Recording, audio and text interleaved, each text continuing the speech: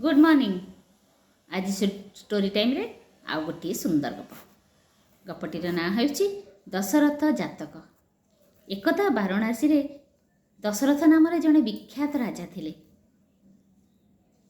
से मंदपथ परित्याग पूर्वक से कौन कले सत और न्याय मार्ग में राज्य शासन करते। 16,000 राणी थिले। पाटराणी गर्भर 2टी पुत्र गोटे कन्या जात होते। ज्येष्ठ पुत्र नाम थिला राम पंडित आ कनिष्ठ पुत्र नाम थिला लक्ष्मण। कन्याटीर ना थिला सीता। किछि वर्ष पर महाराणी काल है। राजा दशरथ ए अत्यंत म्रियमाण हेले। दुखरे काल जापन कले, किंतु मंत्री मानकर अनुरोध क्रमे पुनराय विवाह करी आउ कौन कले ना जनकु से पाटराणी कले। राजा यही नवविवाहित पाटराणी को अत्यंत भल पाउथिले।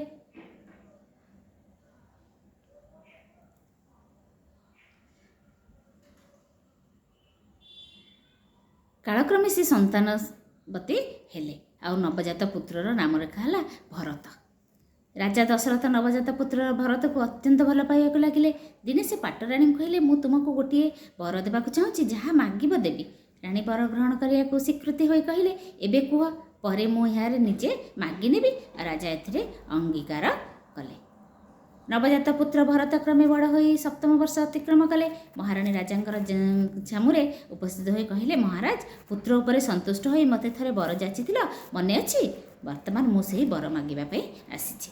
हाँ, मु मोर सबु मने अछि। कि वर चाहुछ माग, मु मोर प्रतिज्ञा पूर्ण करिबि। राजा तांको उत्तर देले, मो पुओ को राजसिंहासन दियो, एहा मोर मागुणी। राणी कहले। राजा एक कथा सुनी रागी जाई कहले, या कोन कहूछ? शीघ्र मो सामनारो अंतर हुओ।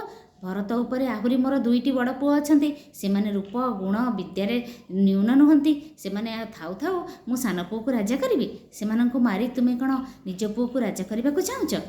राजांकर क्रोध देखि राणी कौन कले, भयर निज अंतपुर को फेरी आसिले। किंतु से निज कथार अटल रही बारंबार महाराजा को से कथा कहले। किंतु राजा सहजरे एथिरे राजी हेले नहीं। मने मने भाविले, नारी माने अकृतज्ञ आ विश्वासघातिनी अटंती। एई राणी जे कौन मंद उपाय अवलंबन करी मोर बड़ पुओ 2 जन को हत्या कर दे पारे।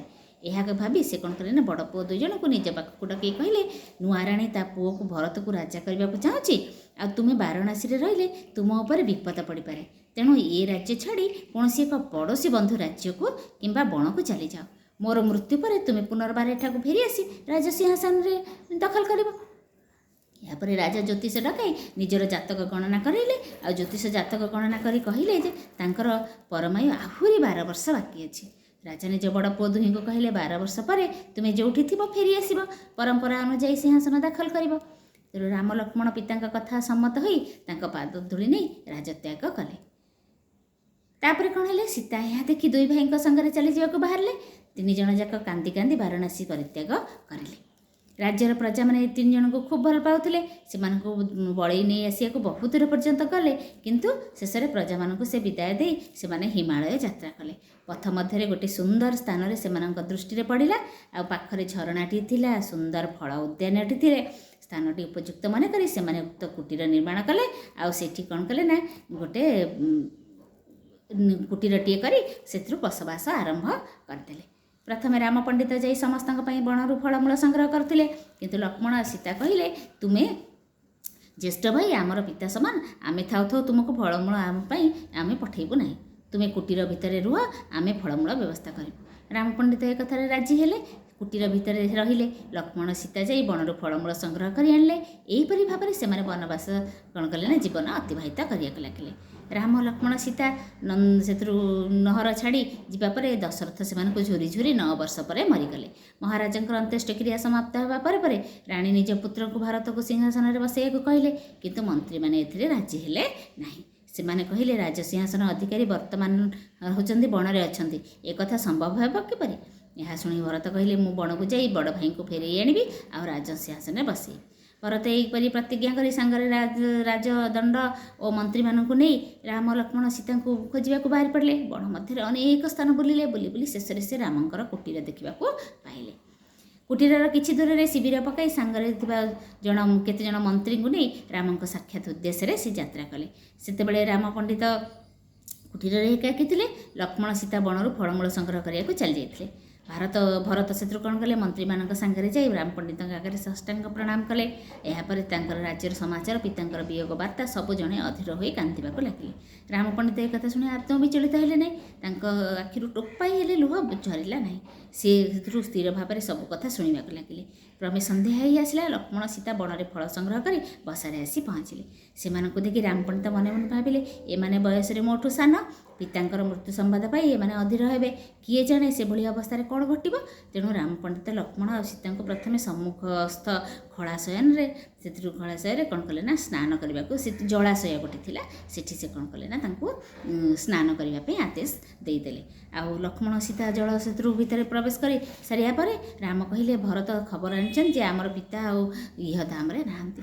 ପିତାଙ୍କ ମୃତ୍ୟୁ ସମ୍ବାଦ ଶୁଣି ଲକ୍ଷ୍ମଣ ସୀତା ସେଥିରୁ ଜଳ ମଧ୍ୟରେ ମୂର୍ଚ୍ଛା ଗଲେ। ଏହିପରି ଅବସ୍ଥାରେ ସେମାନଙ୍କୁ ଜଳ ଭିତରୁ ଉଦ୍ଧାର କରି ସେମାନଙ୍କର ସେବା ଶୁଶ୍ରୂଷା କରାଗଲା। ରାମ ପଣ୍ଡିତ କାନ୍ଦିବା କଥା ଦୂରର କଥା, ଟିକେ ମଧ୍ୟ ବିଚଳିତ ନ ହୋଇ ସେ କ'ଣ କଲେ ନା, ଚୁପଚାପ ସେମିତି ତାଙ୍କର କାର୍ଯ୍ୟ କରିଚାଲିଲେ। ଭରତ ଏହା ଦେଖି ଭାରି ଆଶ୍ଚର୍ଯ୍ୟ ହୋଇଗଲେ। ଆଉ ସେ କଥା କହି ରାମଙ୍କୁ ସେଥିରୁ ପଚାରିଲେ ଯେ, ରାମ ପଣ୍ଡିତ ଭରତଙ୍କୁ ବୁଝାଇ କହିଲେ, ଯେତେ ଜୋରରେ କାନ୍ଦିଲେ ମଧ୍ୟ ମୃତ୍ୟୁକୁ ଏଡ଼େଇ ଦେଇ ହେବ ନାହିଁ। ତାହେଲେ ବୃଥାରେ କାନ୍ଦି ଲାଭ କ'ଣ? ଯୁବକ, ବୃଦ୍ଧ, ନିର୍ବୋଧ, ଜ୍ଞାନୀ, ଧନୀ, ନିର୍ଧନ ସମସ୍ତେ ଦିନେ ନା ଦିନେ ମରିବେ। ଆଉ ପାଚିଲା ଫଳ ଦିନେ ନା ଦିନେ ଡାଳରୁ ଖସି ପଡ଼ିବା ଯେପରି ସ୍ୱତଃସିଦ୍ଧ, ମଣିଷ ମଧ୍ୟ ଜନ୍ମ ପାଇଁ ମୃତ୍ୟୁକର ଲାଭ କରିବା ସେହିପରି ଅନିବାର୍ଯ୍ୟ। ତେଣୁ ମୃତ ବ୍ୟକ୍ତି ନିଜକୁ କଷ୍ଟ ଦେବା ନିର୍ବୋଧତା ମାତ୍ର। ଜଗତର ପ୍ରତ୍ୟେକ ଜିନିଷ ହେଉଛି ଅସ୍ଥାୟୀ। ଯେଉଁ ବିଷୟରେ କୌଣସି ପ୍ରତିକାର ନାହିଁ, ତାକୁ ଧୀର ସ୍ଥିର ଭାବରେ ମୁଣ୍ଡପୋତି ଗ୍ରହଣ କରିନେବା ହେଉଛି ବିଜ୍ଞତାର ପରିଚୟ।